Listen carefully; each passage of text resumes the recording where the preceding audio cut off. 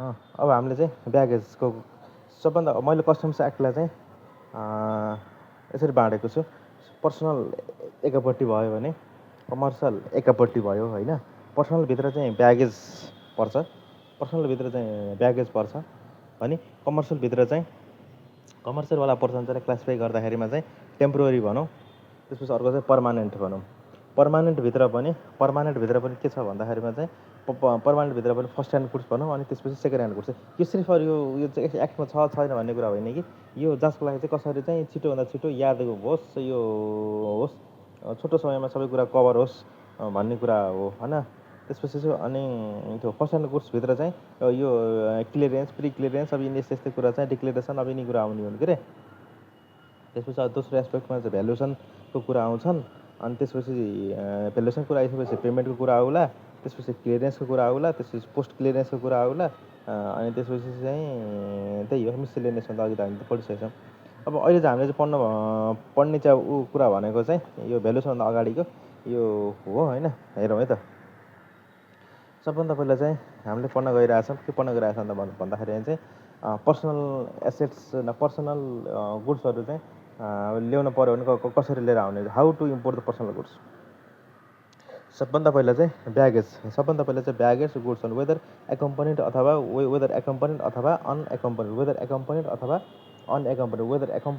अनएकम्पनीड साथमा ल्याएको अथवा साथमा नल्याएको भन्ने कुरा हो होइन। यो चाहिँ तिम्रो के हुन्छ त भन्दाखेरिमा चाहिँ कोही एक्जाम्सन नोटिस हुन्छ, कोही अदर गुड्स होला, कोही स्पेसिफाइड गुड्स हुन्छ। स्पेसिफाइड गुड्सभित्र के हुन्छ त भन्दाखेरिमा चाहिँ यो कुरा गरौँ। स्पेसिफाइड गुड्सभित्र चाहिँ स्पेसिफाइड गुड्स, अब यो तपाईँ स्पेसिफाइड गुड्सभित्र के हुन्छ त भन्दाखेरिमा चाहिँ यो हेरौँ त। सबभन्दा पहिला गोल्ड, के त गोल्ड अप टु 50 ग्राम, सुन गहना होइन सुन 50 ग्राम अनि एप्लिकेबल ड्युटी 50 ग्रामसम्म चाहिँ एप्लिकेबल ड्युटी एडिसनल, त्यसपछि चाहिँ एडिसनल 50 ग्राम, त्यसपछि अर्को 50 ग्रामसम्ममा चाहिँ additional 3% on applicable custom duty अनि बाँकी उसमा चाहिँ एप्लिकेबल ड्युटी जस्तो छ त्यसमा चाहिँ 3% जोड्ने, त्यसमा चाहिँ एडिसनल 3% अन एप्लिकेबल ड्युटी जोड्ने अनि बाँकी चाहिँ सिज हुन्छ। भनेको मतलब यदि तपाईँले चाहिँ सुन लिएर आउनु पऱ्यो भने तपाईँले चाहिँ म्याक्सिमम् 100 ग्राम मात्रसम्म म्याक्सिमम् सुनको बिस्किट लिएर आउनु पऱ्यो भने 100 ग्रामसम्म मात्र लिएर आउनु पाउनुभयो। 100 ग्रामभित्र पनि 50 ग्रामसम्मलाई चाहिँ एप्लिकेबल कस्टम ड्युटी भयो, यसमा छुटको कुरा भएन। 100 ग्रामसम्मलाई चाहिँ एप्लिकेबल कस्टम ड्युटीको कुरा भयो भने एडिसनल 50 ग्रामसम्मलाई चाहिँ अर्को 50 ग्रामलाई चाहिँ तिमीले चाहिँ कस्टम ड्युटीमा चाहिँ 3% जोडेर चाहिँ ल्याउन पायो अनि बाँकीलाई चाहिँ सिज हुन्छ, बाँकी सुन चाहिँ लिएर आउनु पाएन। अब सुनको गहना, के त अब सुनको गहना ल्याउँदाखेरि के हुन्छ त भन्दाखेरि चाहिँ मेलको लागि होइन, मेलले चाहिँ 25 ग्राम ल्याउन पाउँछ भने के अरे मेलले चाहिँ 25 ग्राम, फिमेलले चाहिँ ल्याउन जति पनि पायो जति पनि पाइएन, 50 ग्रामभन्दा माथि त लिएर आउनु के अरे 100 ग्रामभन्दा धेरै लिएर आउनु पाइएन। यसमा होइन, यसमा चाहिँ 75 ग्रामभन्दा धेरै लिएर आउनु पाइएन। हामीले पढ्छौँ मेललाई चाहिँ 25 ग्रामसम्म अनि फिमेललाई 50 ग्रामसम्म चाहिँ ड्युटी लाग्दैन। मेललाई 25 ग्रामसम्म, फिमेललाई 25 ग्रामसम्म चाहिँ नो ड्युटी लाग्दैन। त्यसो अर्को 50 ग्राम जो नेक्स्ट एडिसनल 50 ग्राममा चाहिँ एडिसनल कस्टम ड्युटी हुन्छ। त्यसपछि चाहिँ अर्को 50 ग्राममा चाहिँ additional custom duty plus 3%, additional custom duty plus 3 additional custom duty plus 3%, additional custom duty plus 3, additional custom duty plus 3%, additional custom duty plus 3% लाग्छ। अनि बाँकी चाहिँ के हुन्छ त भन्दाखेरिमा चाहिँ सिज हुन्छ। यो हामीले दुईवटा, एउटा सुनको गहना सुनको कुरा गरौँ है, अनि सुनको गहना सुनको कुरा गऱ्यौँ अनि त्यसपछि चाहिँ सिम्पल पुऱ्याउँ। त्यो अरू केस हुन्छ नेप्लिस सिटिजन जुन वैदेशिक रोजगारमा काम गरेर आउँछन् from foreign employment after the obtaining the labour permit and brought and carried होइन, तिनीहरू सामान लिएर आउँछन्। फोन चाहिँ आफूले बोकिरहेको एउटा फोनभन्दा एक्स्ट्रा नयाँ फोन लिएर आउन पाउँछन् होइन। त्यसपछि त्यो ल्याउनको लागि चाहिँ कम्तीमा चाहिँ 6 महिना चाहिँ विदेश, कम्तीमा पनि 6 महिना विदेशमा काम गरेको हुनु पऱ्यो फोन लिएर आउनलाई। अनि बाँकी रह्यो चाहिँ तिम्रो चाहिँ 12 महिना अनि बाँकी रह्यो चाहिँ टिभी लिएर आउनलाई, बाँकी रह्यो टिभी लिएर आउने, बाँकी रह्यो के लिएर आउने त टिभी लिएर आउने। टिभी चाहिँ 32 इन्चसम्म टिभीमा चाहिँ जोसुकैले पनि लिएर एसएसएफमा दर्ता हुनु परेन। एचएसएमा दर्ता नभएकोले चाहिँ 25 ग्राम र 25 इन्चसम्म मात्र टिभी ल्याउन पाइयो भने एचएसएफमा दर्ता भएको सामाजिक सुरक्षा कोषमा दर्ता भएको चाहिँ इम्प्लोइले चाहिँ कामदारले चाहिँ जतिसुकै टिभी यो जुन फिल्महरूले बोकेर आउनु पनि पायो भनेको मतलब जति पनि लिएर आउनु पायो होइन यो कुरा गर्दा अनि अर्को कुरा के छ भन्दाखेरिमा चाहिँ सुनको गहनाको कुरा गर्दाखेरिमा चाहिँ सुनको गहनाको कुरा गर्दाखेरिमा चाहिँ रिङ्स होइन बेङ्गल सिक्री यो भने यसलाई चाहिँ सुनको गहना चाहिँ भन्न मिल्दैन यसलाई सुनको गहना चाहिँ भन्न मिल्दैन औँठी सौठी जुन हातमा जुन क्यारी गरेर लगाएको हुन्छ नि त्यसलाई चाहिँ सुनको गहना भन्न मिलेन जुन अरू ठुल्ठुलो कुरो गहना भन्न खोज्या होला अहिले यति बुझिराखौँ धेरै कुरा जान्नु परेन अब अर्को कुरा है अब यो चाहिँ यति ग्राम त सुन त ल्याउन पाएको सुनको गहना ल्याउन आउनु के अरे पाइएन भने अब यहाँ केसेस के आउँछ भन्दाखेरि चाहिँ कुनै एउटा के अरे फरेनर छ विदेशबाट यहाँ नेपाली भए त यहीँ ऊ हुन्छ नेपालीलाई त ऊ भएन त्यो फरेनर छन् फरेनर घुम्न आउला यहाँ सुन बोकेर आउँछन् के हुन्छन् यहाँ ल्याउन आउनु पाइने हुन्छ उनीहरूलाई के अप्सन छ भन्दाखेरि उनीहरूलाई के अप्सन छ भन्दाखेरि चाहिँ एयरपोर्टमै सुन राख्न सक्छ सुन डिपोजिट राखिदिन सक्छ एयरपोर्टमै सुन राख्ने foreigner if foreigner brings excess gold silver jewellery होइन लिएर आछन् भने अलाउड देम होइन यो in case he or she declares to keep and such excess quantity in transit then in such case the custom office by issuing the receipt should safely keep the gold custom office should return those jewelry then they return from Nepal यसले भन्न खोजेको के भन्दाखेरि चाहिँ विदेशीहरूले चाहिँ एयरपोर्टमा लिएर आछन् भने चाहिँ के विदेशीहरूले चाहिँ सुन एयरपोर्टमा लिएर आछन् भने चाहिँ एयरपोर्टमा चाहिँ कस्टम अथोरिटीले चाहिँ रिसिप्ट दिने उनीहरूले सुन त्यहाँ राख्छन् फर्किने बेलामा चाहिँ सुन लगेर जान्छन् तर यहाँले भन्ने कुरा हो यो विदेशीलाई कुरा हो नेपालीले लिएर आछन् त पाइँदै पाइन्न भन्ने कुरा सुन पनि नेपालीले लिएर आउँछ विदेशी लिएर आउँछ भन्ने कुरा हुन्छ विदेशी लिएर आयो भने चाहिँ लिएर आउँछ नेपालका सरहदभित्र सुन त आउनै भएन चाहिँ लिमिट भन्दा विदेशीले चाहिँ एयरपोर्टमा राख्ने अप्सन छ उनीहरू विदेशीको सुन खाइदिनु भन्ने कुरा नेपालीको सुन चाहिँ खाइदिने भन्ने कुरा भयो यति कुरा भन्छ होइन अनि अर्को कुरा के छ भन्दाखेरि चाहिँ हो नेपाल र भारत बिच सांस्कृतिक सम्बन्ध छ नेपाल र चीन बिच पनि सांस्कृतिक सम्बन्ध छ बिहामा चाहिँ सुन लाएर आउँछन् बिहामा चाहिँ सुन किन लिएर आइसो भन्ने कुरा पनि यो व्यावहारिक भएन सुन यति ग्राम भन्दा सुन तिमीहरू चाहिँ लाउन पाउनु भनेर चाहिँ त्यो व्यावहारिक कुरा भएन यसको लागि के भनेको छ भन्दाखेरिमा चाहिँ एक्सिडेन्ट लिमिट 25 ग्राम 50 ग्राम 100 ग्रामको यो लिमिट भन्दा यदि इन्डियाबाट चाहिँ स्पेसल फङ्सन्समा नेपाल आउने हो भने ओन्ली डिक्लेरेसन अथवा कस्टम्स अफिसर डिक्लेरेसन दिने होइन सुरुमा चाहिँ डिक्लेरेसन दिने यदि आएर फर्किने हो भने होइन deposit 20% of the value at customs office होइन त्यसपछि चाहिँ के अरे बिहामा आउने हो भने चाहिँ के अरे डिक्लेरेसन दिने हो होइन त्यसपछि चाहिँ यदि आएर फर्किने हो अनि अब आएर यहीँ बस्ने हो भने त अरू कुरा भयो होइन त्यसपछि चाहिँ पाइन्न भन्ने कुरा अब यदि आएर फर्किने हो भने चाहिँ 20% of the value of the ornaments at the customs office होइन 20% चाहिँ आएर फर्किने हो भने चाहिँ 20% चाहिँ डिपोजिट राख्ने गहनाको भ्यालुको चाहिँ 20% चाहिँ के राख्ने त भन्दाखेरि चाहिँ डिपोजिट राख्ने र यदि चेक गर्दाखेरि चाहिँ क्वान्टिटीमा फरक भयो भने फर्किने बेलामा चाहिँ पनिसेबल अन्डर दिस एक्ट हुन्छ यदि फर्किने बेलामा चाहिँ पनिसेबल अन्डर दिस एक्ट हुन्छ यो कुरा बुझ्नु पऱ्यो 20% यो ऊ चाहिँ इन्डियाबाट चाहिँ नेपालमा चाहिँ स्पेसल फङ्सन्समा आउने भने चाहिँ डिक्लेरेसन दिने त्यसपछि 20% डिपोजिट राख्ने त्यसपछि चाहिँ फर्किँदाखेरि चाहिँ अब डिक्लेरेसन र त्यो जुनको ऊ चाहिँ फरक पर्नु भएन यदि फरक पर्यो भने पनिसेबल अन्डर दिस एक्ट भयो होइन अनि त्यसपछि अब आयो चाहिँ अर्को एस्पेक्ट अब आयो कारनेट भनेको चाहिँ मानव चाहिँ इन्डियाबाट अथवा चाइनाबाट आफ्नै गाडी लिएर चाहिँ नेपाल घुम्न आयो होइन आफ्नै गाडी लिएर नेपाल घुम्न आउनको बखतमा उसले ल्याएको गाडी चाहिँ सोल्ड बिक्री गर्न गिफ्ट गर्न एउटा डोनेसन गर्न चाहिँ पाउँदैन अनि यो कुरो के हुन्छ त भन्दाखेरिमा चाहिँ यो कन्टिन्युस पिरियडमा चाहिँ 12 महिनाको कन्टिन्युस पिरियड अफ 6 मन्थ्स सम्ममा चाहिँ टेरिफ लाग्दैन 12 महिनाको चाहिँ 6 महिनासम्मको पिरियडमा चाहिँ टेरिफ लाग्दैन होइन the date of the first entry यसमा चाहिँ date of the first entry हुन्छ if facto confiscated if not return अनि त्यसपछि चाहिँ तिम्रो चाहिँ यदि उमा 6 महिनाभन्दा धेरै बसेर चाहिँ फर्केन भने चाहिँ 6 महिना 12 महिनाको अवधिमा चाहिँ 12 महिनाको अवधिमा 6 महिनाभन्दा धेरै बसेर फर्केन भने चाहिँ यो आफै के अरे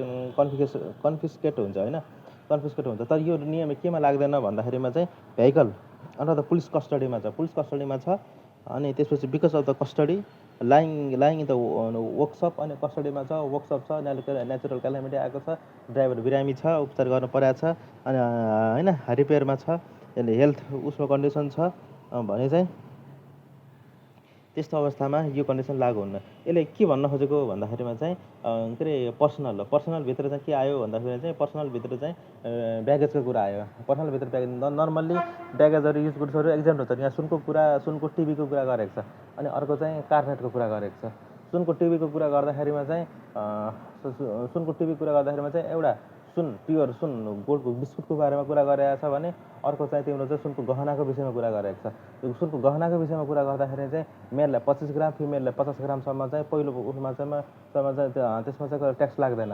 त्यसपछि अर्को 50 ग्रामसम्म अर्को 50 ग्रामसम्मकोमा चाहिँ एप्लिकेबल कस्टम ड्युटी लाग्छ। त्यसो अर्को 50 ग्रामसम्मलाई चाहिँ एडिसनल जुन चलिरहेको custom duty plus additional 3% custom duty लाग्छ भने 3% कस्टम ड्युटी लाग्छ भने अर्को त्यसपछि त्यसभन्दा माथिको चाहिँ सिज हुन्छ। त्यसो सुन लिएर आछ भने चाहिँ फर्स्ट 50 ग्राममा चाहिँ तिम्रो एप्लिकेबल कस्टम ड्युटी लाग्छ। त्यसो अर्को 50 ग्राममा चाहिँ additional custom duty plus 3% custom duty लाग्छ भने त्योभन्दा माथिल्लो उसमा चाहिँ सिज हुन्छ। अनि त्यसपछि विवाहमा उसमा चाहिँ इन्डियाबाट चाहिँ नेपाल अथवा नेपालबाट इन्डिया भनौँ न विशेषतः नेपालबाट के अरे इन्डिया भारतबाट चाहिँ नेपाल आएछौ भने आउनु भएको छ नेपाली के अरे दिदीबहिनी सुन लगाएर भने सुरुमा डिक्लेरेसन दिने, त्यसपछि चाहिँ 20%सम्मको चाहिँ धरोहर राख्ने, फर्केर जाने बेलामा चाहिँ त्यही बराबरको चाहिँ ओके हुन पऱ्यो। अनि त्यसपछि सुन उ गर्ने, अनि उ गर्ने। यदि त्यो भएन भने चाहिँ त पनिसेबल अन्डर दिस एक्ट हुन्छ होइन। विदेशीहरूले चाहिँ सुन लिएर आउलान् होइन, विदेशीहरूले चाहिँ सुन लिएर आउलान्। अनि सुन लिएको त नेपालमा लिएर आउन पाइन्न, सिज गरिदिन्छु भन्न त भएन, आउन त पाइन्न भन्न मिल्यो, त सिज गरिदिन्छु भन्न त भएन। अनि रेपुटेसन खराब हुन्छ। अनि उनीहरूलाई चाहिँ एयरपोर्टमा राखिदिने चाहिँ व्यवस्था मिलाउनु पर्छ। एयरपोर्टमा राखिरहँदा चाहिँ उनीहरूलाई रिसिप्ट दिने, एयरपोर्टमा राखिदिने, रिसिप्ट दिने, अनि फर्केर जाने बेलामा चाहिँ त्यो रिसिप्टको आधारमा चाहिँ त्यहाँ सुन दिने, अनि त्यसपछि चाहिँ उनीहरूको आफ्नो देश पठाइदिने। यी कुरा बुझ्नु पऱ्यो। अब नेक्स्ट हामीले चाहिँ पर्सनलवाला पोर्सन त भ्याइयो। अब हामीले पढ्न गइरहेछौँ कमर्सियलवाला पोर्सन। अब हामीले पढ्न गइरहेको चाहिँ कमर्सियलवाला पोर्सन। कमर्सियलवाला पोर्सनमा चाहिँ सबभन्दा पहिला हामीले के पढौँ भन्दाखेरि चाहिँ टेम्पोररी वाला पोर्सन पढौँ। टेम्पोररी, त्यसपछि पर्मानेन्ट आउँछ। त्यसपछि चाहिँ यो वाला पर्मानेन्टभित्र चाहिँ फर्स्ट ह्यान्ड र सेकेन्ड ह्यान्ड गुड्स छ। त्यसपछि यो वाला पोर्सन पाइन्छ। अब हेरौँ चाहिँ पर्मानेन्ट के अरे टेम्पोररीतिर। टेम्पोररीमा के खासै टेम्पोररी मैले एक्टमा त टेम्पोररी त्यस्तो भन्ने केही त छैन। तर मैले टेम्पोररी किन भने भन्दाखेरिमा चाहिँ तिम्रो सबभन्दा पहिला चाहिँ इम्पोर्ट गर्छौ। सबभन्दा पहिला तिमीले चाहिँ इम्पोर्ट गर्छौ, अनि त्यो रिपेयर मेन्टेनेन्स गर्नको लागि बाहिर पठाउँछ। टेम्पोररी पिरियड अफ गर्नको लागि बाहिर पठाउँछौ, अनि फेरि चाहिँ तिमीले चाहिँ इम्पोर्ट गर्छौ नि। त्यही भएर इम्पोर्ट एक्सपोर्ट भइरहन्छ। टेम्पोररी पिरियड अफ छोटो समयको लागि चाहिँ भइरहने भएको कारणले यसलाई मैले टेम्पोररी भने। यसलाई त्यस्तो एक्ट यो त्यो भन्ने कुरा होइन। यसलाई अहिले चाहिँ यो जाँचको लागि चाहियो यो टेम्पोररी भनेर मात्र बुझौँ। यो रिपेयर मेन्टेनेन्स भन्ने सम्बन्धी कुरा हो होइन। बेसिकली रिपेयर मेन्टेनेन्स यस्तो भन्ने कुरा हो। सबभन्दा पहिला चाहिँ यो 6वटा कुरा चाहिँ इम्पोर्ट एक्सपोर्टभित्र टेम्पोररीभित्र यो कुरा गरौँ होइन। अनि त्यसपछि के भन्छ भन्दाखेरिमा चाहिँ सबभन्दा पहिला चाहिँ र मेटेरियल्स होइन। र मेटेरियल विदेश पठाइयो होइन। र मेटेरियल अनि विदेश पठाइयो। अनि त्यो र मेटेरियल विदेश पठाइसकेपछि त्यो र मेटेरियल चाहिँ फिनिस गुड्स त्यो र मेटेरियलबाट बनेको गुड्स चाहिँ फिनिस गुड्स भनेर आयो होइन। फिनिस गुड्स भनेर आयो भने चाहिँ कस्टम ड्युटी केमा लगाउने त भन्दाखेरि चाहिँ कस्टम ड्युटी सेल बी लेभिड हुन्। केमा लगाउने भन्दाखेरि चाहिँ VAT duty in the production and manufacture of that article. त्यो आर्टिकल बनाउँदाखेरि चाहिँ भ्याट म्यानुफ्याक्चर कति हुन्छ त्यसमा लाउनु पऱ्यो। अनि दोस्रो कुरा चाहिँ cost incurred or to be incurred अनि for taking the raw material to the place of production or manufacture होइन। अनि त्यो म्यानुफ्याक्चरसम्म चाहिँ जति पनि लाग्छ नि दाना लाग्छ नि त्यसमा एउटा ऊ भयो। अनि त्यसपछि चाहिँ कस्ट इन्कर्ड, अनि त्यो बनाउनलाई कति कस्ट इन्कर्ड त्यो बनाउनलाई कति कस्ट लाग्छ त्यो भयो। अनि to be incurred in bring, अनि त्यो लिएर आउनलाई पनि कस्ट लाग्छ नि। यहाँ चाहिँ कतिवटा कस्ट लाग्यो भन्दाखेरि चाहिँ सबभन्दा पहिला चाहिँ सबभन्दा कुनै एउटा सामान यसो र मेटेरियल यहाँ पठाएर उ गरेको कस्टको कुरा गर्दा सबभन्दा पहिला र मेटेरियलको कुरा लाग्छ, र मेटेरियल भयो, त्यसमा लाग्ने भ्याटको कुरा लाग्छ, त्यसपछि कस्ट इन्कर्ड, अनि त्यसपछि बन्नलाई कस्ट कति लाग्छ होइन, अनि त्यसपछि होइन, अनि त्यो सामानलाई चाहिँ फिर्ता लिएर आउने कस्ट कति लाग्छ, यो गर्दाखेरिमा चाहिँ भ्याट चाहिँ कतिमा एप्लाई गर्ने भन्ने कुरा हो होइन। भ्याट यसो गर्दाखेरि र मेटेरियल पठाएको यसमा चाहिँ यो सबै कस्ट जोड्नुपर्छ तर बट होइन, तर चाहिँ त्यसमा चाहिँ भ्याट अफ र मेटेरियल जोड्नु भएन, किन त कस्ट बेसी आउँछ, र मेटेरियल त यहीँबाट पठाएको हो नि त, र मेटेरियल यहीँबाट पठाएको, यसमा चाहिँ भ्याट जोडेर चाहिँ कस्टलाई चाहिँ धेरै बनाएर चाहिँ होइन इन्फ्लेट गरेर चाहिँ इकोनोमी बिगार्नु छैन हामीलाई चाहिँ त्यसरी इकोनोमी बिगार्नु छैन हामीलाई चाहिँ। यसमा चाहिँ भ्याट के अरे भ्यालु अफ र मेटेरियल जुन त्यो एक्साइज के अरे कस्टम ड्युटी लगाउँदाखेरि चाहिँ र मेटेरियल पठाएर गर्दाखेरि चाहिँ सबैको एक्सपेन्सेस जोडिन्छ, त्यो एक्सेप्ट भ्यालु अफ र मेटेरियल, भ्यालु अफ र मेटेरियल बेगरको चाहिँ अरू भ्यालुएसनमा चाहिँ कस्टम्स ड्युटी लगाउने, अरू उसमा चाहिँ कस्टम्स ड्युटी लगाउने भन्ने कुरा चाहिँ सुरुमा चाहिँ बुझ्नु पऱ्यो हो। दोस्रो कुरा अब हामीले चाहिँ दोस्रो एक्सेप्टको कुरा गर्दाखेरि चाहिँ चेसिस, अब चेसिसको कुरा गरौँ है त। चेसिस बाहिर पठाइयो, चेसिस गाडीको कुरा आउँछ, गाडी बनाउँदा चेसिस बाहिर पठाइयो र इम्पोर्ट चाहिँ गाडी र चेसिस गरियो, अभियस चेसिस बाहिर खबर बाहिर पठाइन्छ, अनि इम्पोर्ट भएर आउँदाखेरि इन्जिन सब चेसिस भएर फिर्ता भएर चाहिँ ड्युटी भएर आउँछ।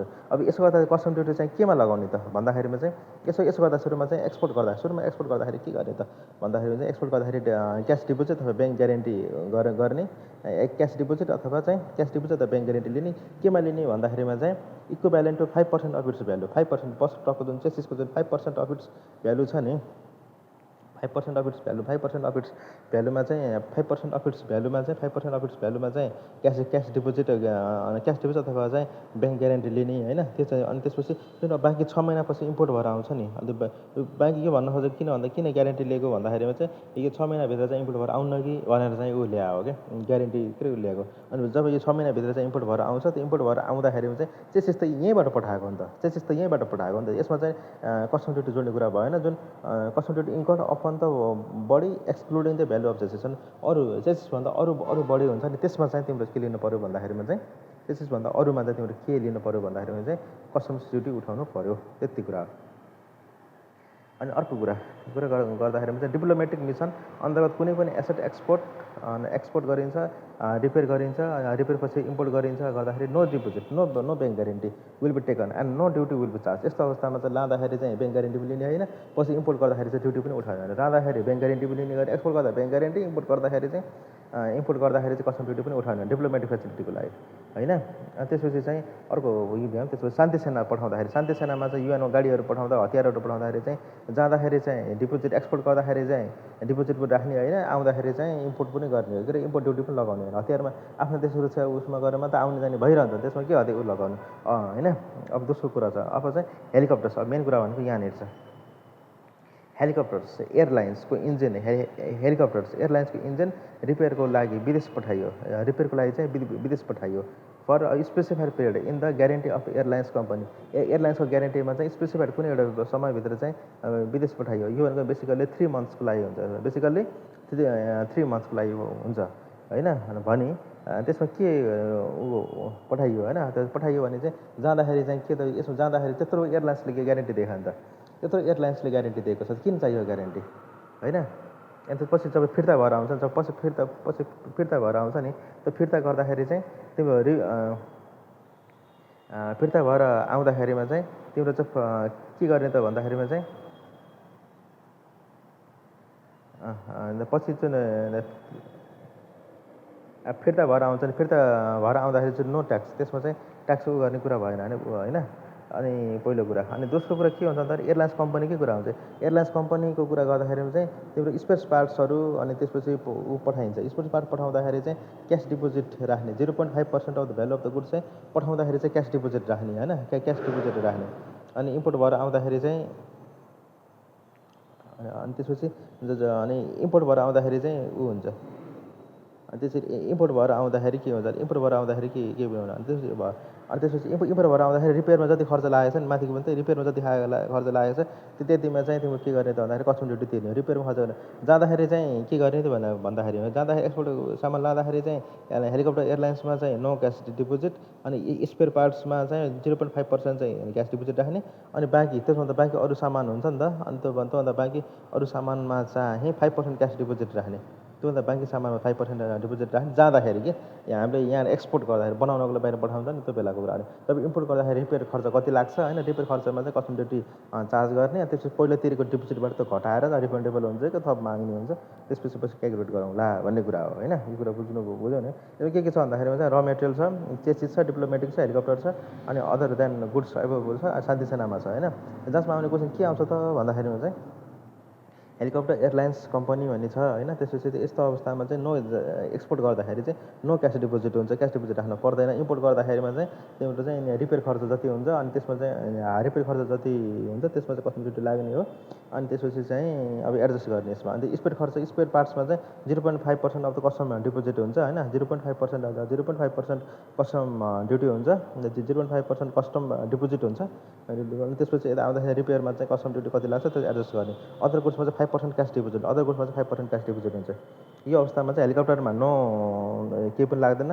अनि त्यसपछि स्पेयर पार्टमा 0.5%, अनि त्यसपछि 0.5% क्यास डिपोजिट, अदर गुड्समा चाहिँ 5% अफ क्यास डिपोजिट होइन। त्यो कुरा भयो। रिमेनिङ अरू सबैमा चाहिँ ब्याङ्क ग्यारेन्टीमा एयरलाइन्स कम्पनी गर्ने, त्यसपछि 6 महिनाको इम्पोर्ट गर्ने भन्ने कुरा हो होइन। त्यो कुरा हो।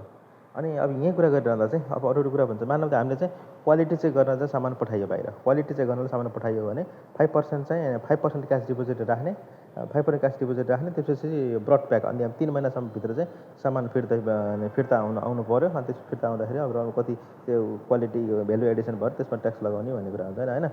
अनि त्यसपछि यदि हाम्रो चाहिँ अब कुरा के छ भन्दाखेरि चाहिँ temporary export of container for importing goods होइन, फर इन्डस्ट्रिज ओन युज। अब यहाँ चाहिँ हामीसँग र मेटेरियल बाहिरबाट लिएर आउनुपर्ने छ, अनि ट्रकको कन्टेनर हुन्छ, अनि ट्रकको कन्टेनर हुन्छ, हामी र मेटेरियल बाहिरबाट लिएर आउनुपर्ने छ, ट्रकको कन्टेनरहरू हुन्छ, त्यो कन्टेनरलाई बाहिर पठाउनु पर्ने हुन्छ होइन, कन्टेनरलाई बाहिर पठाउनु हुन्छ। अनि त्यो कन्टेनर बाहिर पठाइरहँदा चाहिँ तिमीले चाहिँ डिपोजिट चाहिँ क्यास डिपोजिट राख्नुपर्छ। अन्त त्यसपछि ब्याङ्क ग्यारेन्टी राख्नुपर्छ, क्यास डिपोजिट ब्याङ्क ग्यारेन्टी पठाउँदाखेरि ब्याङ्क ग्यारेन्टी लिएर आउनुपर्छ। अनि इक्विभ्यालेन्ट टु कतिको इक्विभ्यालेन्ट राख्नु त 5% इक्विभ्यालेन्ट राख्ने इफ रिटर्न विदिन। अनि त्यसपछि 3 महिनाभित्र फिर्ता भयो भने चाहिँ त्यो माथिको फिर्ता पाइन्छ, नत्र भने त राजस्व भयो, नत्र भने त्यो चाहिँ राजस्व भयो होइन। भन्नुको मतलब कन्टेनरमा पनि 5% चाहिँ कन्टेनर चाहिँ जब यहाँ छोडेर कन्टेनर चाहिँ डिपोजिट, सामानको कुरा त भइहाल्यो भाइ, सामानको कुरा त भइहाल्यो। सामान त कन्टेनर जुन गाडीको कन्टेनर हुन्छ नि, कन्टेनरको कुरा गरे कन्टेनरमा चाहिँ यहाँबाट चाहिँ एक्सपोर्ट गर्दा चाहिँ 5% डिपोजिट राख्ने, 5% deposit we have to keep 5% deposit होइन। अनि त्यसपछि त्यो 3 महिनाभित्र सामान लिएर आउनु पऱ्यो। आयो भने फिर्ता पाइयो, अनि अब आएन भने चाहिँ त्यो राजस्वमा गयो। आएन भने के भयो त भन्दाखेरि चाहिँ राजस्वमा गयो है। अनि अर्को कुरा चाहिँ नेपाली ठेकेदारले विदेशमा काम गर्न vehicle machine should apply to the काम गर्नलाई चाहिँ भेहिकल मेसिन लिएर चाहिँ ऊ विदेश पठाउनु पर्ने भयो। यस्तो अवस्थामा चाहिँ should apply to the chief of the custom officer and if found justifiable होइन chief of the will allot to the export without charging duty होइन। अब यो नेपाली कामदारले विदेशमा काम गर्न कालिका कन्स्ट्रक्सन यस्तो अब इन्टरनेसनल लेभलको ठेकेदार छ। अब यहाँ झन्झटाउँ गर्ने कुरा त भएन। यसो गर्दाखेरि सामानहरू चाहिँ अब कुनै झन्झट बिना चाहिँ इम्पोर्ट एक्सपोर्ट गर्न चाहिँ पाइयो। सामान मेसिन चाहिँ डोजर के हो यता ल्याउन पाइयो, उता लान पनि पाइयो, त्यसमा चाहिँ समस्या छैन भन्ने चाहिँ हाम्रो कुरा हो है। यसमा चाहिँ पर्सनल कुरा गरौँ। अब कमर्सियलभित्र पनि हामीले चाहिँ टेम्पोररीवाला पोर्सनको कुरा गऱ्यौँ है। टेम्पोररीवाला पोर्सनमा के थियो भन्दाखेरि यहाँ चाहिँ सबभन्दा पहिला चाहिँ र मेटेरियल सम्झौँ है त, र मेटेरियल, चेसिस, त्यसपछि चाहिँ डिप्लोमेटिक मिसन, हेलिकप्टर, अनि other than the goods above, योभन्दा गुड्स एबोभ, अनि शान्ति सेना जाँदाखेरिको कुरा भयो। बेसिकली हेलिकप्टर रिपेयर मेन्टेनेन्सको कुरा भयो होइन। हेलिकप्टर रिपेयर मेन्टेनेन्समा चाहिँ यो मेन इन्जिनको कुरा गर्दाखेरि पठाउँदाखेरि नो क्यास डिपोजिट, स्पेयर पार्टमा 0.5% क्यास डिपोजिट, अदर गुड्समा चाहिँ 5% क्यास डिपोजिट हुन्छ होइन। अब त्यही हो कुरा, त्यही हो। अनि यो यतापट्टि भइहाल्यो। अब हामीले चाहिँ पर्मानेन्टको कुरा गरिरहेको छ। अब हामीले चाहिँ पर्मानेन्ट, अब टेम्पोररी कुरा चाहिँ भ्याइयो है, टेम्पोररी कुरा भ्याइयो। पर्मानेन्ट कुरा गरौँ होइन। हामीले चाहिँ अब पर्मानेन्टको कुरा गरौँ। पर्मानेन्ट कुरा गर्दाखेरि चाहिँ सबभन्दा पहिला चाहिँ first hand goods second hand goods हुन्छ। फर्स्ट ह्यान्ड गुड्स हुन्छ, सेकेन्ड ह्यान्ड गुड्स हुन्छ होइन। फर्स्ट ह्यान्ड गुड्स हामीले पढ्छौँ, अनि सेकेन्ड ह्यान्ड गुड्स चाहिँ अहिले सबै हेरौँ है त, सजिलो छ, यो भ्याइन्छ उतिर। सेकेन्ड ह्यान्ड गुड्स भनेको कस्तो भन्दाखेरि चाहिँ सरस्वती बुझ्दाखेरि चाहिँ यदि तिमीले चाहिँ कुनै सुविधा कस्टम्समा दिएको कुनै सुविधा रिबेट होइन, त्यसो अनि रिबेट पार्सल एक्जम्सन, अनि त्यसपछि चाहिँ ब्याङ्क ग्यारेन्टी डिप्लोमेटिक फेसिलिटी अन्तर्गत कुनै पनि तिमीले चाहिँ सामान लिएर एसेट्स लिएर आएको छौ, भेहिकल मसिनरी इक्विपमेन्ट लिएर आएको छौ भने लिएर आएको छौ अनि त्यसपछि चाहिँ त्यो मेसिन चाहिँ खास भने जुन उद्देश्यका लिएर आएको छ त्यही उद्देश्यलाई खासमा प्रयोग गर्नुपर्ने हो है निश्चित समयसम्म यो कुरा हो नि। तर चाहिँ बिचमा तिमीले के हुन्छ त भन्दाखेरि चाहिँ बेचिदिन्छौ, त्यो राजदूतले बेचिदिन्छ, राजदूतले बेचिदिन्छ। बेच्यो भने चाहिँ जुन मान्छेले किन्छ नि, जुनमा पर्ने हो, जुनमा पर्ने हो अलिकति 2-3 साल युज गरिसकेको छ, त्यो 3 साल युज गरेपछि सुरुको कस्टम ड्युटी लगाउँछु भन्न त मिलेन त सेकेन्ड ह्यान्ड गुड्स किन्नको लागि। भने चाहिँ त्यस्तो केसमा चाहिँ सेकेन्ड ह्यान्ड गुड्सको लागि चाहिँ डिप्रेसिएसन हल्का के पर्सेन्टको डिप्रेसिएसन घटाउनु पऱ्यो। एउटा मेथड छ, डिप्रेसिएसन घटाउनु पऱ्यो। डिप्रेसिएसन घटाइसके पछाडि अनि चाहिँ जुन एउटा भ्यालु आउँछ त्यसमा चाहिँ कस्टम ड्युटी तिरेर अर्को जुन किन्ने मान्छेले चाहिँ युज गर्ने हो र त्यो किन्ने मान्छेले युज गरिरहँदा चाहिँ जिन्दगीमा एकचोटि मात्रै एकचोटि पाउँछ त्यसले त्यो सुविधा भन्ने कुरा हो है। हेरौँ पढाउन एकचोटि के लेखेछ के भन्छ भन्दाखेरिमा चाहिँ इम्पोर्टेड भेहिकल मसिनरी इक्विपमेन्ट होइन। इम्पोर्टेड के अरे भेहिकल मसिनरी इक्विपमेन्ट होइन अन्डर त केमा किनेको छ भन्दाखेरि चाहिँ डिप्लोमेटिक प्रिभिलेजमा किनेको छ, ब्याङ्क ग्यारेन्टीमा किनेको छ, on full or parcel duty on full duty privilege गरेको छ, temporary by the project or contractor or consultant or project on full or parcel duty privilege on the condition to take it back होइन। Temporary by project or contractor or consultant on project in full or parcel duty privilege on the condition to take back होइन।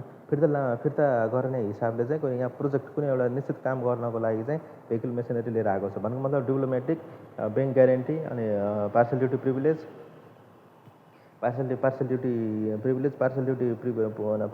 Duty privilege, bank guarantee अनि त्यसपछि diplomatic BDD भनौँ न, कसै भने bank guarantee, त्यसपछि duty privilege, diplomatic facility अनि त्यसपछि टेम्पोररी पिरियड लिएर आएको छ काम गर्नको लागि ड्युटी प्रिभिलेज अन्तर्गत टेम्पोररी काम गर्नलाई पछि फिर्ता लाने हो होइन।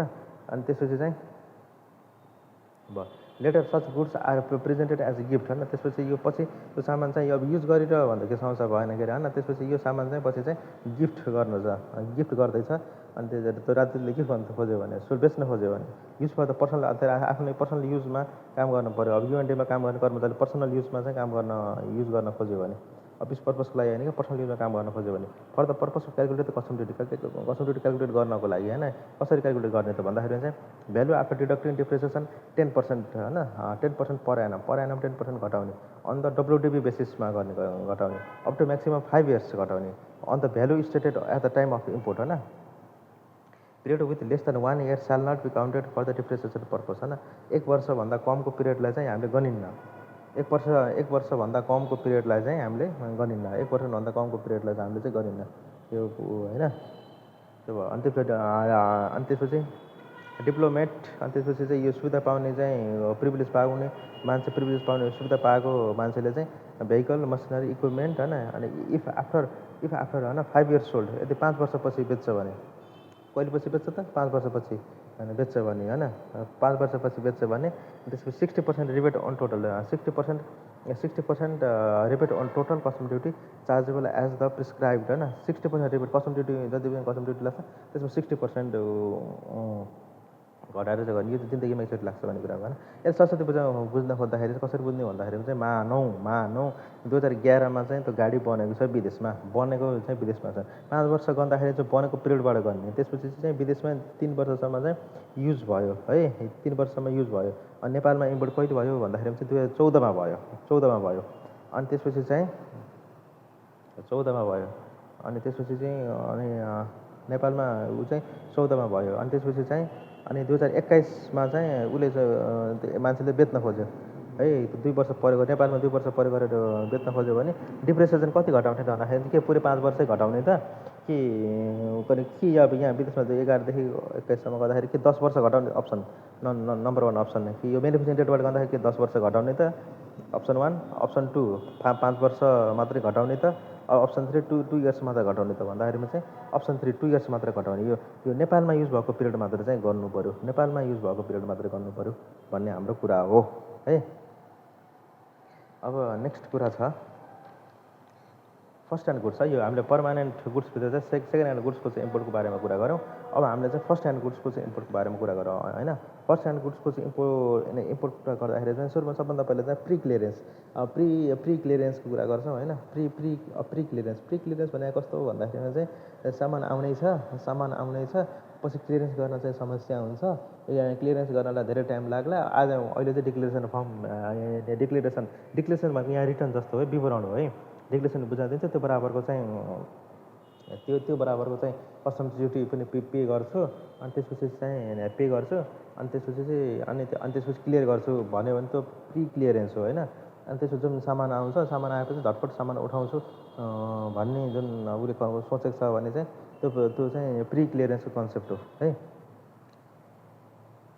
होइन सुरुमा सामान आउँछ अनि त्यसपछि डिक्लेरेसन फर्म पे गर्छु डिक्लेरेसन फर्म बुझाउँछु त्यसपछि क्लियरेन्स गर्छु भनेर भन्छ भने चाहिँ टेस्ट गर्छ भने त्यो चाहिँ पोस्ट क्लियरेन्स नभनौँ त्यसले क्लियरेन्स भनौँ पोस्ट क्लियरेन्सको कन्सेप्ट चाहिँ अलग छ है हेरौँ यो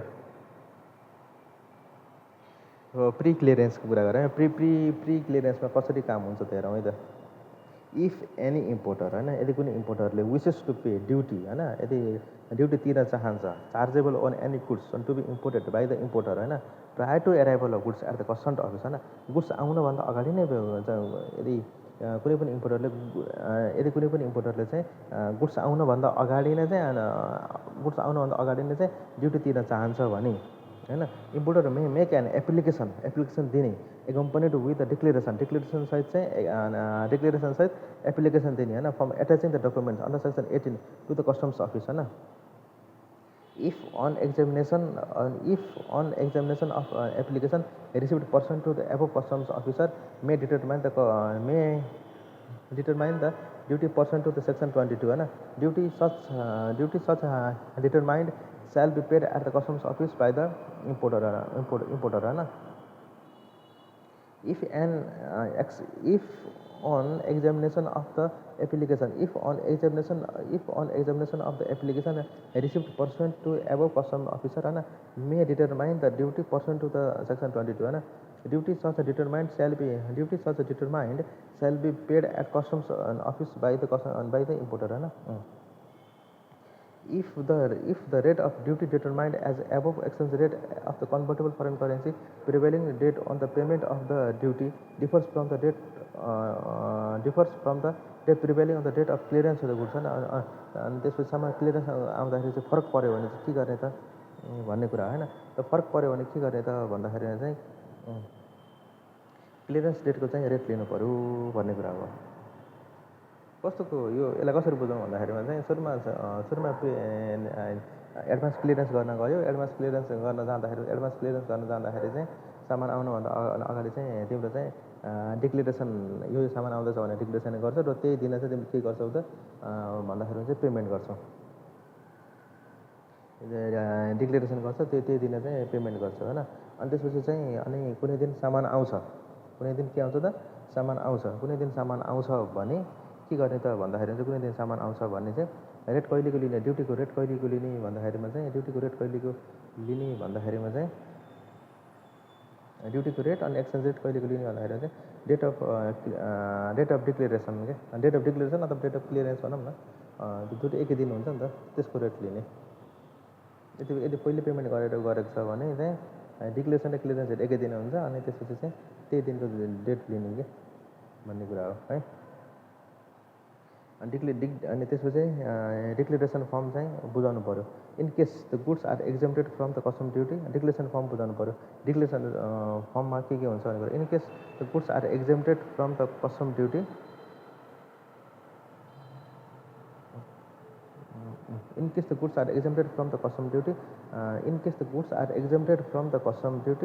अनि shall not fill of the declaration form भने यदि चाहिँ कस्टम ड्युटीबाट एक्जम्प्टेड छ भने चाहिँ डिक्लेरेसन फर्म चाहिँ भर्नु परेन पहिलो कुरा किन त झन्झट गरेर रहनु अनि सेल होइन त्यसपछि self fill of the custom declaration form at the time of import by declaring the matters like the nature अनि डिक्लेरेसन फर्म भर्दाखेरि चाहिँ यी कुरा भर्नुपर्छ nature brand model shape size unit producer other related information चाहिँ भर्नु पऱ्यो होइन त्यसपछि चाहिँ nature brand model size model shape size unit producer other related information भर्नु पऱ्यो होइन त्यसपछि इलेक्ट्रोनिक फिजिकल फर्ममा सबमिट गर इलेक्ट्रोनिक फिजिकल फर्ममा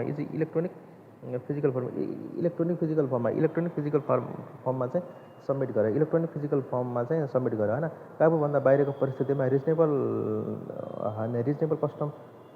कस्टमरले चाहिँ कस्टमर अफिसरसम्म चाहिँ एप्लाई गर फर पर्मिसन टु सबमिट होइन अब यो त तिम्रो चाहिँ कहिले काहीँ विशेष परिस्थितिमा चाहिँ तिम्रो रेगुलेसन फर्म फाइल गर्न सक्दैनौ त्यस्तो अवस्थामा चाहिँ कस्टमर अफिसरसम्म चाहिँ तिमीले चाहिँ फाइल गर भन्ने कुरो भन्नु खोज्यो होइन यहाँ ठिक छ त्यसपछि अब डिक्लेरेसन फर्म चाहिँ डिक्लेरेसन तिमीले चाहिँ विवरण भर्यो विवरण भरिसके पछाडि के हुन्छ त भन्दाखेरि चाहिँ कस्टम्स अफिसरले चाहिँ विवरण चाहिँ चेक गर्छ एक्जामिन गर्छ examination declaration form under section 19 and after submission of declaration form as above the concerned custom officer shall examine as to whether the goods declared in the declared form are import and export गर्न योग्य छन् अथवा गर्न योग्य छैनन् भन्ने चाहिँ तिमीले दिएको डिक्लेरेसनको आधारमा चाहिँ निर्धारण गर्नुपर्ने हुन्छ तिमीले दिएको चाहिँ तिमीले के गर्छ भन्दाखेरि सबभन्दा पहिला डिक्लेरेसन दिन्छ डिक्लेरेसनमा सबै गुड्स सुड्स के लिएर आएको छौ त्यो गर्छ अनि त्यो चाहिँ कति एक्सपोर्ट इम्पोर्ट गर्नलाई योग्य हुन्छन् कति चाहिँ योग्य हुन्नन् होइन अनि योग्य हुन्छन् भने चाहिँ क्लियर द गुड्स होइन अनि एक्जामिन गर्छन् अनि त्यो गुड्सहरू चाहिँ एक्जामिन गर्छन् अनि त्यसपछि क्लियर गर्छ ओके भनेर तपाईँलाई क्लियरेन्स हुन्छ होइन यदि छैन भने इन्भेस्टिगेट गर्नको लागि चाहिँ रिफर गर्ने यदि छैन भने चाहिँ इन्भेस्टिगेसन गर्नको लागि चाहिँ के गर्ने त भन्दाखेरिमा चाहिँ रिफर गर्ने भन्ने कुरा हो होइन पहिलो कुरा अनि दोस्रो कुरा के छ भन्दाखेरि क्लियरेन्स गर्न चाहिँ फलोइङ प्रोसेस एप्लाइड अब यो क्लियरेन्स गर्नको लागि चाहिँ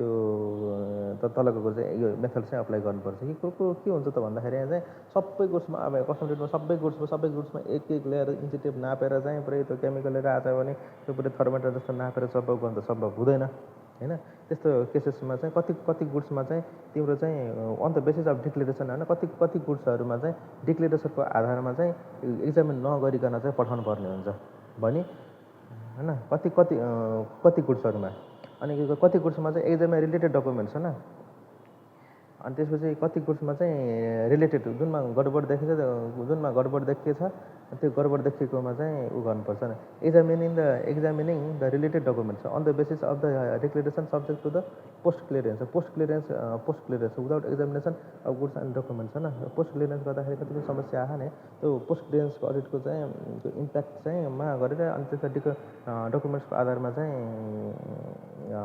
होइन त्यो गर्नुपर्ने हुन्छ होइन त्यो भने चाहिँ अर्को चाहिँ फुल्ली गुड्स रिलेटेड डकुमेन्ट्स र फुल्ली अनि त्यो डकुमेन्ट्स पनि एक गर्दा चाहिँ भन्नु चाहिँ सरस्वती भन्दाखेरिमा चाहिँ गुड्स र डकुमेन्ट्स चाहिँ सँगसँगै हेर्नु पऱ्यो गुड्स र डकुमेन्ट चाहिँ पुरै सत्य हेर्नु पऱ्यो 1 to 1 हेर्ने त्यो एउटा मेथड भयो एउटा चाहिँ होइन सबै सम्भव हुन्न अनि चाहिँ डकुमेन्ट्स मात्रै हेर्ने जहाँ भन्ने पठाइदिने अर्को हुन्छ के भन्दाखेरि चाहिँ पोस्ट क्लियरेन्स अडिट गर्दाखेरि चाहिँ विभिन्न समस्या आएको हुन्छ त्यो इम्पोर्टर एक्सपोर्टको होइन त्यसको आधारमा चाहिँ रिलेटेड डकुमेन्ट्स त्यसको आधारमा सबै डकुमेन्ट्स हेरेर त भ्याइन्न रिलेटेड जुन डकुमेन्ट्स हुन्छ नि त्यो डकुमेन्ट्सको आधारमा चाहिँ तिम्रो चाहिँ जुन डकुमेन्ट्सको आधारमा चाहिँ डिक्लेरेसन र त्यो गुड्स चाहिँ सँगसँगै हेर्ने अनि त्यसपछि रिलेटेड यसमा चाहिँ भन्नुपर्दा रिलेटेड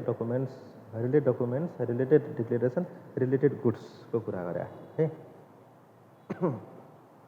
अनि एक्जामिनिङ गर्दाखेरिमा चाहिँ अब जाँचबुझ गर्दा यो चाहिँ क्लियरेन्सको प्रोसेस भयो के अरे होइन एक्जामिनिङ गर्दाखेरि के गर्ने त एक्जामिन गर्दाखेरि चाहिँ सबै गर्न त सकिन्न गिभ अर्डर टु सबर्डिनेट होइन टु एक्जामिन द ऱ्यान्डमली अनि क्याजुअली अब ऱ्यान्डमली गर्ने होइन ऱ्यान्डमली गर्ने क्याजुअली गर्ने त्यसपछि open and examine only certain percentage of the same होइन ऱ्यान्डमली गर्ने सबै गर्नु भएन सर्टेन पर्सेन्टेज गर्ने होइन यदि त्यहाँ सस्पिसियस लाग्छ भने यदि कुनै कुरा चाहिँ यदि शङ्कास्पद लाग्छ भने चाहिँ may order to examine the may examine or reexamine or the package under section 28(4) होइन यदि शङ्कास्पद लाग्छ भने चाहिँ सस्पिसियस लाग्छ भने चाहिँ पुरै डिटेल चाहिँ गरिदिनु त अरू केही पनि होइन examination only upon the collection upon the duty chargeable upon the declaration होइन examination only upon the collection upon the duty chargeable upon goods not फाउन्डमा चाहिँ importer shall not be allowed to refund होइन यदि चाहिँ goods पाइएन भने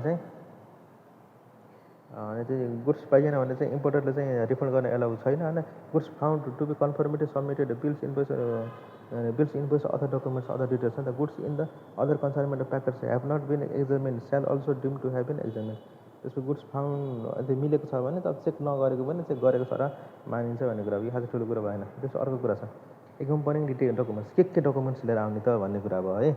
के documents लिएर आउने भन्ने कुरा हो। सबभन्दा पहिला के छ भन्दा सबभन्दा पहिला चाहिँ सजिलो भएर जाउँ है। एक्सपोर्ट, जुनसुकै कुरा होस् एक्सपोर्ट, विदेशमा सामान पठाउनु पऱ्यो। एक्सपोर्ट गर्दाखेरि के डकुमेन्ट्स चाहिन्छ भन्दाखेरिमा चाहिँ इन्भोइस चाहिन्छ, प्याकिङ लिस्ट चाहिन्छ, सर्टिफिकेसन अफ ओरिजिन चाहिन्छ, ब्याङ्किङ डकुमेन्ट्स चाहिन्छ, त्यसको documents as per the prevailing ल चाहियो होइन। Invoice packing list, invoice packing list, अनि कन्ट्री अफ ओरिजिन, अनि सर्टिफिकेसन अफ ओरिजिन, त्यसै certification of origin, banking documents, certification of origin, banking documents, अनि त्यसपछि documents as per the prevailing ल, invoice packing list, certification of origin, invoice packing list, certification of origin, invoice packing list, certification of origin, banking documents, अनि documents as per the prevailing ल। यो कुरा एक्सपोर्टको कुरा भयो होइन।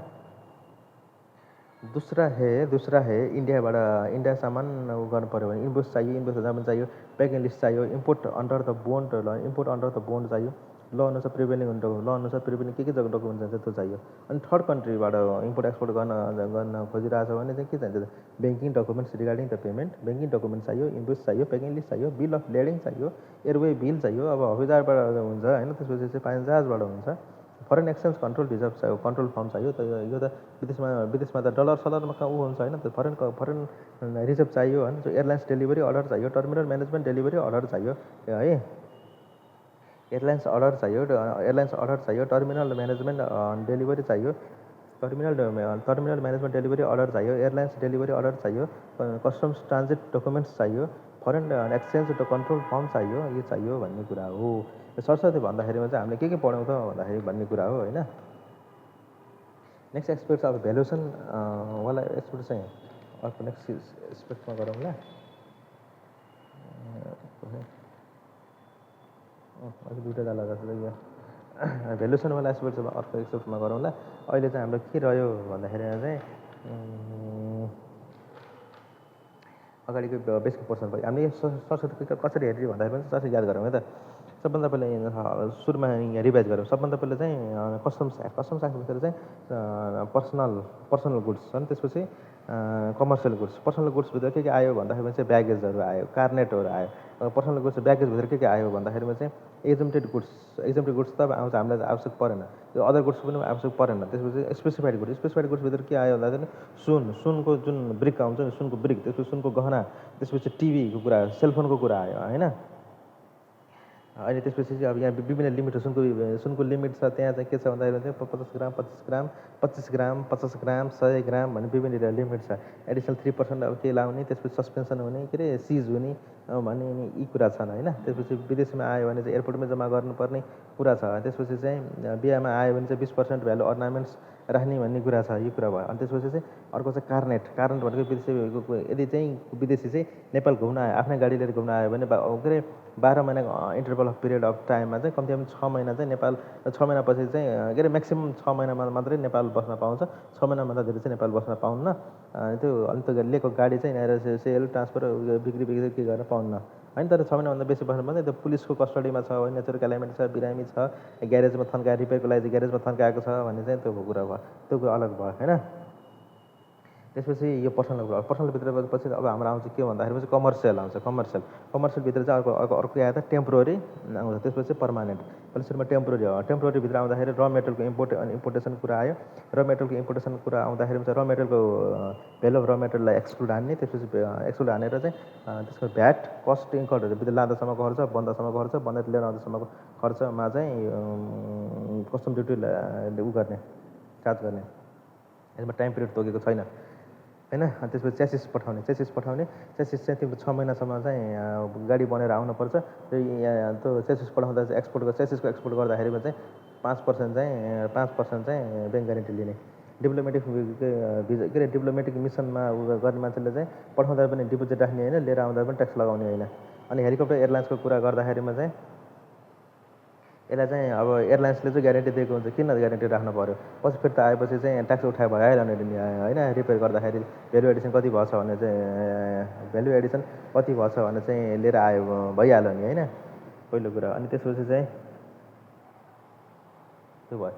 शान्ति सेनामा गर्दाखेरि चाहिँ भयो। अनि हो यो अब यहाँनिर एउटा कुरो के जोड्नुपर्छ त भन्दाखेरिमा चाहिँ यो एसेटको रिपेयरको लागि चाहिँ पठाइयो भने यो भयो है। अब यो रिप्लेसमेन्टको लागि पठाइयो भने के गर्ने त?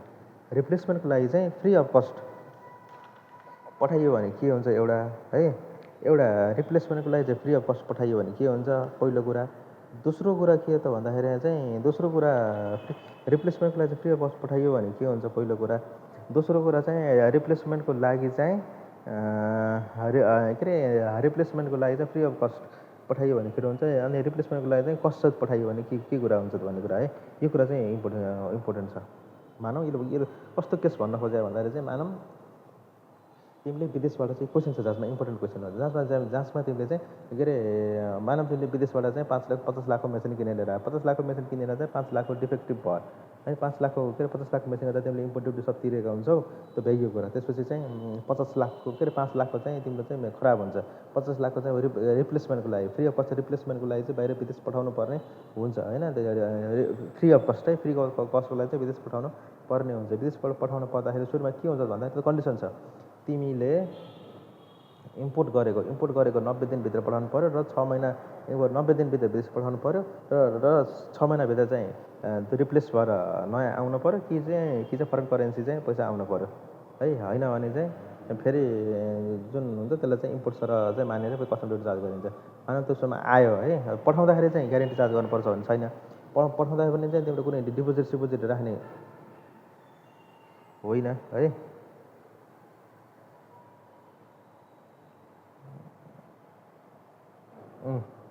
अब डिपोजिट राख्ने होइन, अनि आउँदाखेरि चाहिँ तिम्रो पनि केही चार्ज गर्ने होइन, अनि आउँदाखेरि पनि उयो गर्ने होइन होइन। अनि त्यसपछि चाहिँ मानव त्यो फ्री अफ कस्ट छैन, मानव त फ्री अफ कस्ट छैन, त पैसा तिरेर हो भने फ्री अफ त्यसको चाहिँ कस्ट जति लाग्छ अनि त्यसैमा custom duty charge press import sir मानियो भन्ने कुरा चाहिँ पढाउँदै के लेखेको छ।